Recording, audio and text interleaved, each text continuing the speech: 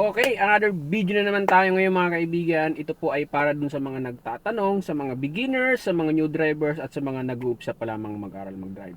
So ang ituturo ko ngayon sa inyo mga kaibigan, kung papaano po tayo titigil na ginagamitan natin ng tinatawag na engine brake. Yan. So sa pamamagitan po ng pagpapalit-palit natin ng gear, simula sa mataas na cambio from 5th gear, ililipat natin ng 4th gear, third gear, second gear, at hanggang makarating sa first gear. Tapos saka natin tuloy-tuloy na ihinto ang ating kotse. So ipapakita ko sa inyo ang step by step kung paano yung tamang paghinto na ginagamitan natin ng engine brake. So ito mga kaibigan ay napaka gandang method, lalong-lalo na kung hindi po natin nakokontrol yung ating sasakyan. So transmission po ang makakapag-control niyan. So let's go mga kaibigan. So ilagay natin ang first gear. Moving forward lang tayo. Okay.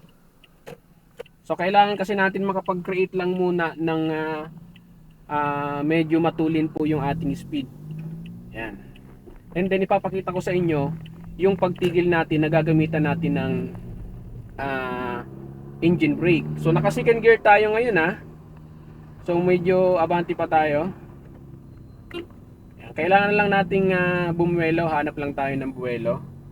So ilagay natin ng third gear mga kaibigan. Third gear. Okay.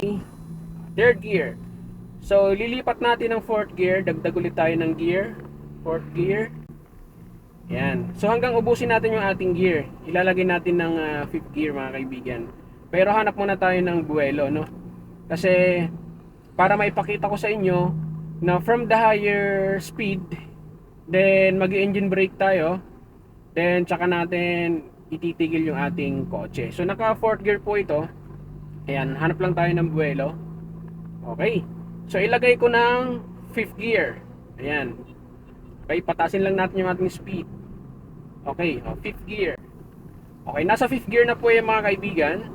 Then tuloy lang tayo ng speed. Hanap lang tayo ng tempo dyan na kung saan pwede tayong tumigil. Ayan. Okay. So tuloy lang tayo, medyo alanganin pa yung sitwasyon. Ayan. So isagad natin yung ating speed. Ayan. So at least above 60, siguro paabutin natin ng mga 80 to. Ayan, 80. Ayan. Okay. Okay, angat pa tayo. Angat pa tayo. Angat pa tayo.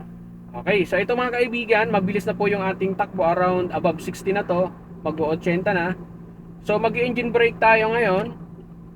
So ang gagawin natin ngayon mga kaibigan, tapakan po natin yung ating clutch, ilipat natin ng 4th gear. Yan, then bitawan natin yung clutch. Yan. And then tapakan ulit natin yung ating clutch. Ilapit natin ng 3rd gear. Yan, bitaw ng clutch, dahan-dahan ulit. Yan. And then tapakan ulit natin yung clutch natin, ilipat natin ng 2nd gear. Bitawan yung clutch, dahan-dahan. And then, tapakan ulit natin yung clutch, ilipat natin ng 1st gear. Yan. And then, dahan-dahan na tayo sa brake pedal. Yan, para tumigil tayo. Okay. Ayan, kung napansin nyo po mga kaibigan, nakatigil po tayo ngayon.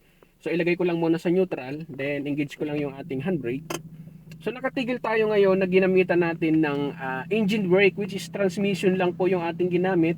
From the higher speed from gear 5 hanggang makarating tayo ng gear 1, then mabagal na po yung takbo natin at inhinto na po natin yung ating kotse. So sana po nasundan nyo yung video, especially dun sa mga nagtatanong, sa mga new drivers, sa mga beginners at sa mga nag-uumpisa pa lamang mag-aral mag-drive. That's it!